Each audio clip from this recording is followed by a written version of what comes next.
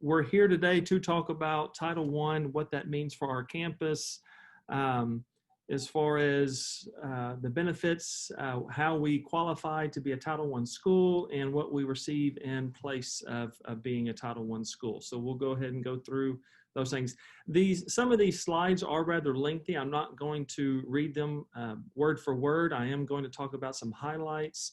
If you see something that you do have a question on, please type it into the chat box and we will answer it as we see it, and come back at the end as well and answer questions if we see some there at that time. But again, this will also be posted. If you wanted to go back and look at something, you will have access to do so.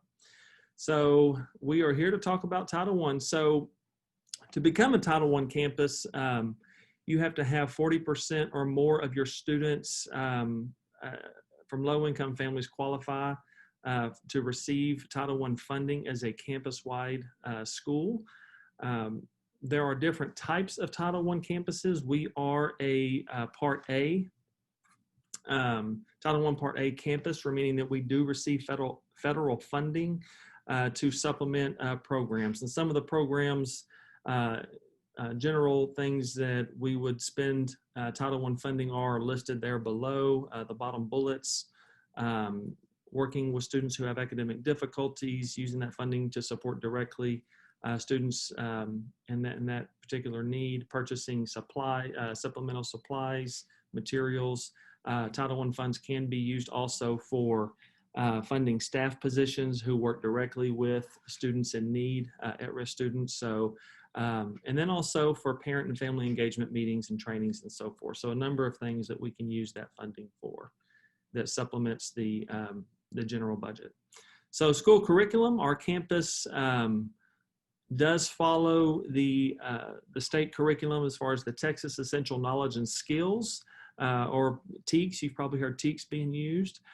We do, that is the state curriculum. Now how it's taught is different depending on the district that you're in, but the curriculum is the same throughout the state.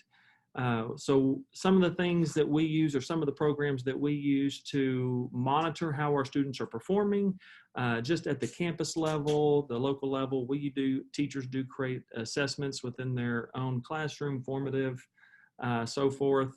As a district, we have common unit assessments. So can y'all see, let me stop there. Can y'all see my slides as they're going through? I'm seeing it. Oh, I'm sorry. I thought I had y'all seeing the slides. Let me, I can stop here. Let me try sharing that again. I thought that y'all were seeing my PowerPoint. I guess you weren't. Let me try that again. I did. You did? You were seeing it? Okay. Yeah, I saw your PowerPoint, the Okay. first slide. Thank you. But it was just a slide. Here we are, just in case. Thank you so much. No problem. All right, so just in case if anybody wasn't, we started with why we're here, some of the points behind how do you become a Title I school, and now we're on to, whoops, I jumped, the curriculum that we follow. So common unit assessments, CUAs, that's something that we create as a district. It's created by teachers and admin across the district, and it's reviewed every summer and updated. And this allows us to compare our student performance against other Colleen's students, same grade level, same content. And so we do align our instruction to meet across district, and the CUAs help us assess how our students are performing compared with other Colleen kids. MAP testing and STAR testing are more universal. Of course, STAR is across the state that assesses the state curriculum and how it was taught. MAP testing is more of a universal screener that gives us information on just how our students are comparing universally to same age group peers. Okay, student achievement. One of the things that we are lacking since we closed down early last year due to COVID, we did not get to complete STAR testing last year, which is not necessarily a bad thing. The STAR tests are an added thing to our testing for students that's not always favorable, not always something that we want to do, but it is a good indicator on, are we teaching the state curriculum appropriately, depending upon how our students perform. So we don't have any data from this past year to really look at. So any data that you see right now regarding STAR assessments is from the year prior. And then it's set up by approaches, meets, and masters. Approaches, I would categorize that as they passed. They passed the assessment. Meets, meaning they're at or a little bit of above grade level, and then masters is well above grade level performance there. And so you can kind of see how our students performed 2 years ago, not last year, but 2 years ago on that. And then we will reassess again this year at the end of the year to see what growth we have made. We are a campus that is working to make improvements on our STAR performance and how our students perform with exhibiting their knowledge of the state curriculum. So there are some areas specifically that we are working and growing as we continue. Some student achievement data. This is MAP data from last year, and again, it's incomplete. We did not get to finish the year. We normally have a beginning of the year, middle of the year, and end of the year assessment that we track trends, student trends, and how they're growing. Also help us track instruction as far as how instruction is improving. Is it getting kids to the level that we need them to be performing at? And so we look at a number of different things like that. And when you look at this data, you see that we do some things really well, but we also have some things that we need to continue to grow in and work on. So, and that is our task this year, to continue that process. So STAR testing, this year they did remove the SSI, Student Success Initiative, tag across the state, meaning in 5th grade, 8th grade, you do not have to take more than one or take the tests more than once. In a normal year for 5th grade and 8th grade, students must pass the reading and math STAR before promotion is granted. That is what the state lays out as an expectation. But they have removed that for this year, given how all districts across the country are having to begin their year. It's definitely an odd start. It's not something that we can control for everything that has occurred. And so the state has given us some leeway to make sure that we're not putting that pass for promotion tag on 5th grade and 8th grade. So here are the STAR days for this year. Everybody will test at the end of the year. So we will be prepared for that. Our Title I funds. So the purpose, I talked about that a little bit, is to focus on students and supporting students who are in need of additional assistance. So students who are at risk, we want to make sure that our funds are dedicated to making sure that we're helping all of our students be successful. Specifically with Title I funds, though, we do have to target and continue to work with students that are at risk. And so we want to make sure that we are closing any achievement gaps that could potentially be there. So, and you can see that we do put quite a bit towards staffing.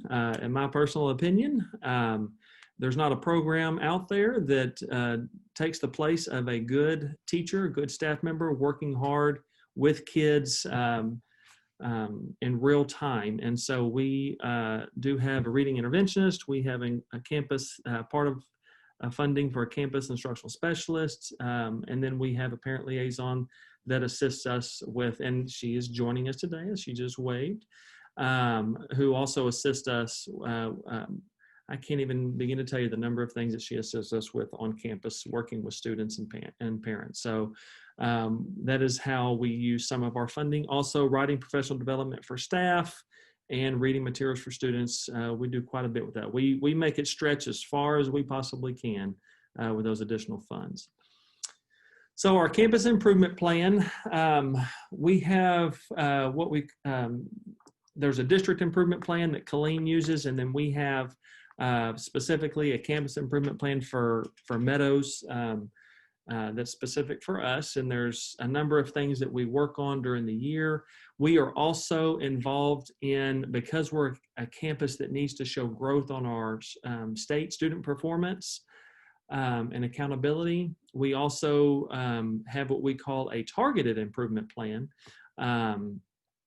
that we even narrow down even further as far as strategies that we are utilizing to improve student performance. But here you can see a list of things that we are working on as a part of our campus improvement plan: professional development, coordination of resources.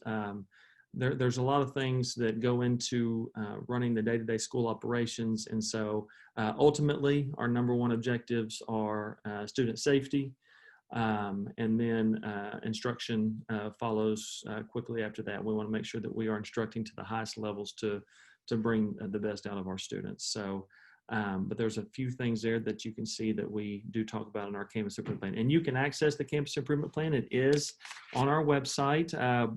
Currently, the one on our website is from the previous year, and we are doing getting final approval on this year's campus improvement plan, and it will be posted to our website shortly. So you should have access. Okay, parent involvement funds. So this goes into a little bit about that. The district that receive more than $500,000 in Title I funds are required to set aside a minimum for parent and family engagement, and we do that as well. And so you will continue to hear about opportunities for parent and family engagement in our campus as we continue to move through the year. Input on spending Title I parent engagement funds. These are things that we certainly do want your guidance on and your feedback on. We will certainly make some decisions on what we think is helpful to families as we move forward. But your feedback is vital and is important for us to know if there's different areas that we need to shift focus for. And so that is very helpful. So we do appreciate when you are able to provide us feedback. And again, you can direct some of those suggestions to Ms. Donathan, who's with us and is our parent liaison, and she will make sure that we give due attention to those suggestions. Okay, parent and family engagement policy. So this addresses how we will implement family engagement programs. Here's a list now of several things that this policy includes: convening annual meeting, providing flexible number of meetings. We hope that Zoom is working out for you.